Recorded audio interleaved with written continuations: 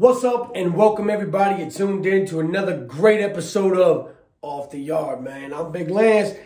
Anybody that's your first time coming to the channel, make sure you hit that little button underneath, subscribe, notification bells, so you can get notified when we drop this banging ass content. So we're telling a story today about Greensville Penitentiary.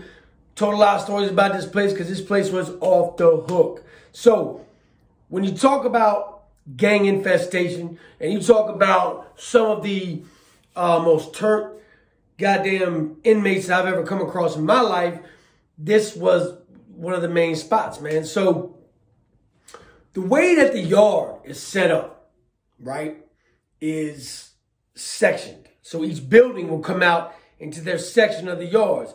Now you have like your area where it's like the basketball hoops, and then you got like your little weight pile on one, and then da-da-da-da-da. Now, sometimes they'll open the gates and you can use 2 yards, but usually not ever letting you use all 3. Reason being, it's more control. They want to control their environment. It's a controlled environment. They have to control it. That's just one way they do it. But inmates are very innovative. Something that we would do is we would stand around in the big huddles and we would dig like a fucking dog does underneath of a fence, and we could slide underneath of it. Or, because this is in the flatlands, as we call it, Greensville is, it's very swampy. So when the rain would come in, it would wash out a lot underneath of these fence lines and stuff, so we could get in and out of there when it would dry. So the gangs would use this to their advantage, and it was at a disadvantage for a lot of the guys that were trying to duck the gangs. You know, commissary day would come, and you would see these members sitting down with their face covered in the stairwells. It's an older prison, so the stairwells were like in this little closeted area. So they'd wait in and out of there as you came in, and they go take that bag. Run that bag, shorty.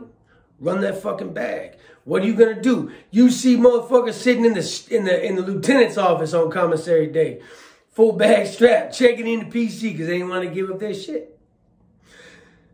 But one thing that we did as gang members or gang leaders is we would do these things called violations or quote-unquote V's. These are things that would happen to people who went against the grain or did something in their organization that was looked down upon.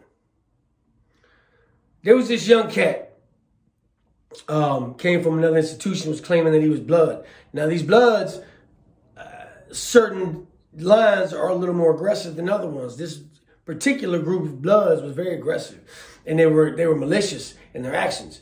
And there's one particular kid comes from another institution, real young boy, claiming he's blood. He was blood said, throwing it up, doing everything, you know, trying to make a big noise. So they pulled up on him. Was like, "What's up, shorty? Where, you know, who's your OG? Where you come from? What's your line?" Nobody had ever heard of this dude. I told the fellas, I said, "I see something bad in the air, bro. I see something coming." So one day we go out to the yard. It's a nice day, man. It's probably fucking 100 degrees outside. When it gets hot, tempers get flaring, man. The hotter it gets, the higher the tempers get. I saw the bloods kind of congregating around, and I seen them up to something. So we moseyed on over to our little section of the yard and just watched. We saw 3 of them run and slide underneath of that fence line. Boom, boom, boom. Young boy didn't see it coming. They had set up a diversion. They had set up a distraction. They got somebody to pull him to where his back was turned to these guys as they made their way up underneath that fence. They didn't want him to get to the building and check in before they could get their paws on him. They get up under the fence line and make a dash for the boy. The boy hears it and tries to dart off. Well, it's a big prison, so you have a lot of like little nooks in the buildings where like the corners of the buildings where it's got these little areas where the camera can't see, and he's just having to run right into one of those spots, and they got him. Now I sat back and watched this. Had to be every bit of 2-3 minutes. They were stomping this kid. I mean, when you think about how long 2 minutes is to be getting just viciously stomped out, that's a long time, Jack. I want you to sit there, if you can't fathom it, and stop, put your watch or your phone on 2 minutes and think about your head getting bounced off of that cement. These hard-ass steak boots going up against your bridge of your nose, into your mouth, into your gums. I watched him kick that boy in the middle of his gums right here, and all that was gone. I watched and heard as his jaw was first dislocated and then completely separated from his fucking face. I watched and I listened and I saw as the more repeated stomps and blows that this boy took from these boots and these fists, the blood started coming out of his ears. They finished their business. They ran back underneath the fence. And that was it. That boy just laid there. Nobody went and got help out of fear that they would be retaliated against. They didn't know what to do. As the boy lay there bleeding out of his ears, eardrums shattered, jaw completely shattered.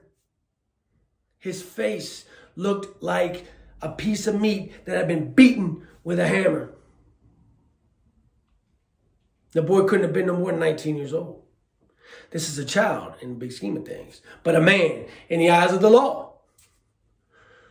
And this is what happens when you come to play with the big boys.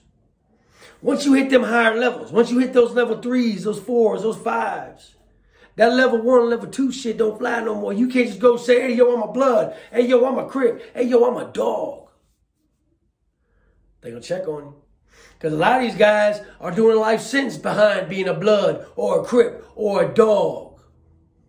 A lot of these guys are never going home, will never hold their children again, will never kiss their mother, will never see their family live and die as they do their life sentence behind being a blood, a Crip, or a dog. So they take that shit real fucking serious. And this is just a little advice for you, man. If you end up finding yourself in a situation where you're in an institution, you're in a prison, don't go false flagging. Because you too could get 2 or 3 minutes of your head stomped into a gravel-infested sidewalk and then left there. Because nobody gives a shit. I didn't give a shit. You can't give a shit. Because when you're put in an environment where giving a shit could cost you your life, or giving a shit could ultimately get you in a situation that you can't get out of, it's better off just not to.